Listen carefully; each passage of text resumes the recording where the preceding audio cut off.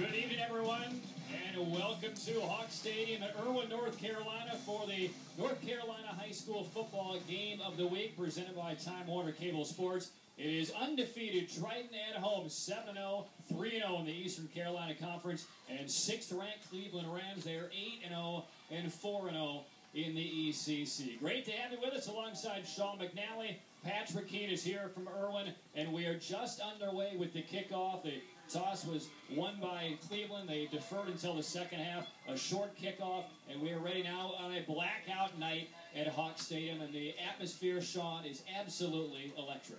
Amazing atmosphere tonight here in the stadium. Two teams playing at a high level, both undefeated. Friday night with a lot at stake.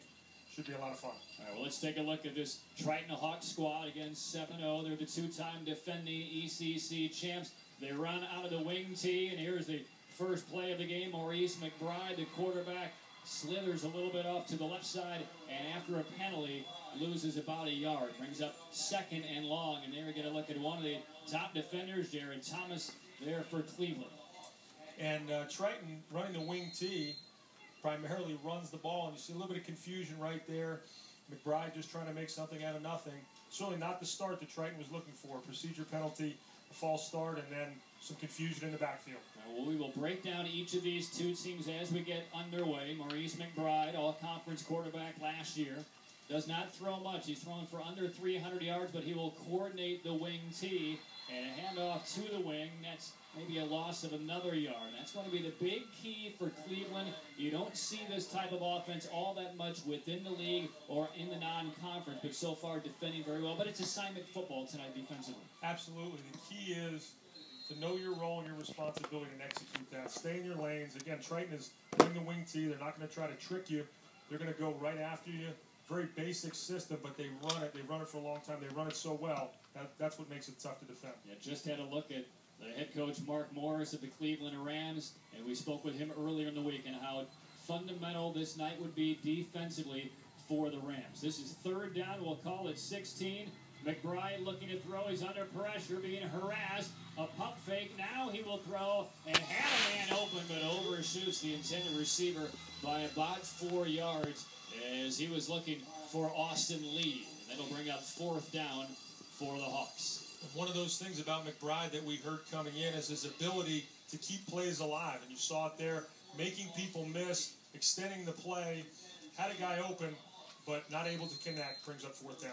And there is Mark Morris, head coach of the Cleveland Rams. The Rams, this high school has only been in existence now for about 2.5 years. Last year, with no seniors, they made the 3A Eastern Finals in a huge surprise. Well, now they're surprising nobody. Number 6 in the rankings that came out earlier this week. Here's the punt away, and Alex Raines will let that one roll dead just inside the 30-yard line. So Cleveland will go on offense. They're averaging about 47 points a game this season. Both teams, Sean, put up big offensive numbers, but the defenses have been a little bit unheralded, very strong on both sides. Talking to both coaches, they said that their offenses get the bulk of the attention, but their defenses would be the key tonight. I know Cleveland feels great to get a quick 3 and out, as you see Coach Ennis from Triton, but the defenses will be very important tonight. Which team can slow the other offense down?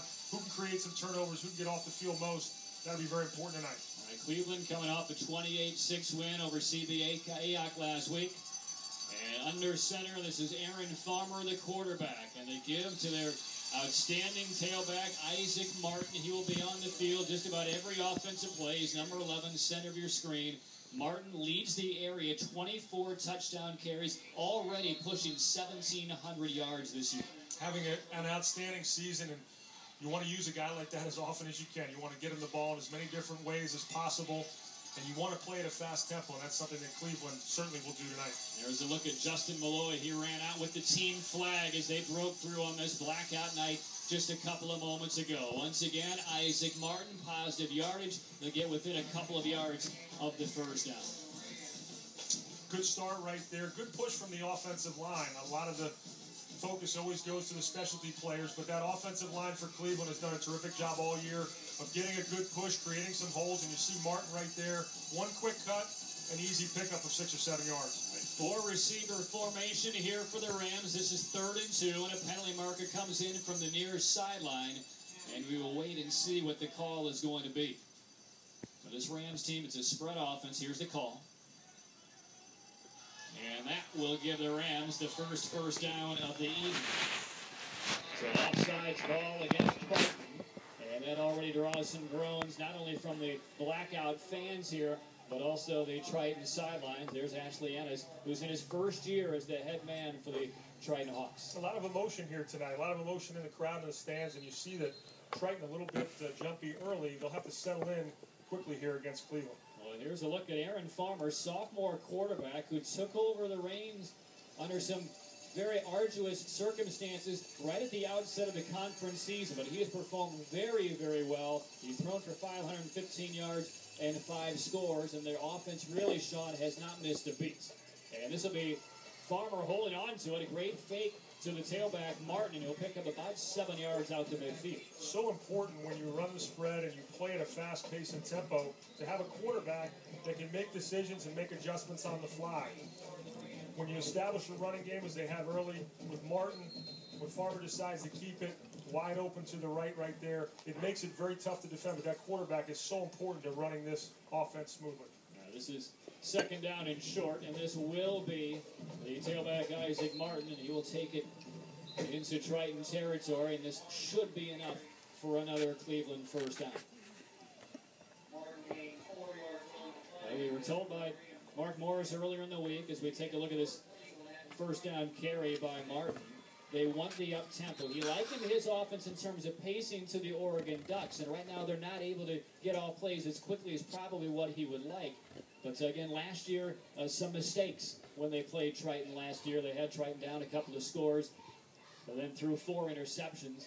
So he's being a little bit cautious. Here's an option play. That ball's on the ground, and diving on it is Martin. He will maintain possession for the Rams, but that's the one area as Xavier McLam recovers the loose toss. That's the one Achilles heel when you go back into the brief history between these two teams. It's been the turnovers by the Rams. Yeah, taking care of the football is so important, creates so much momentum.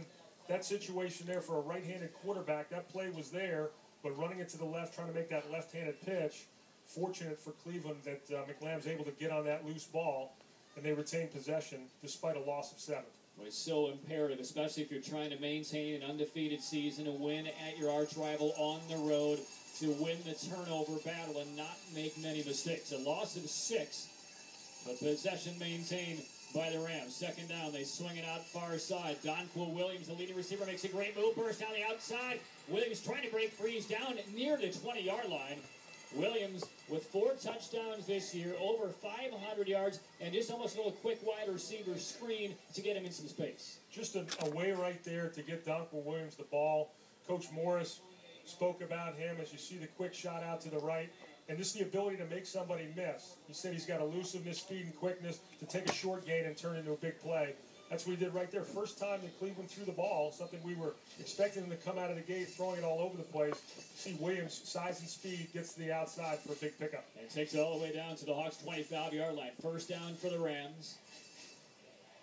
This is the first offensive possession for Cleveland. Again, they come in the number 6 ranked team in 3A. And here's a give. This is Isaac Martin straight up the middle.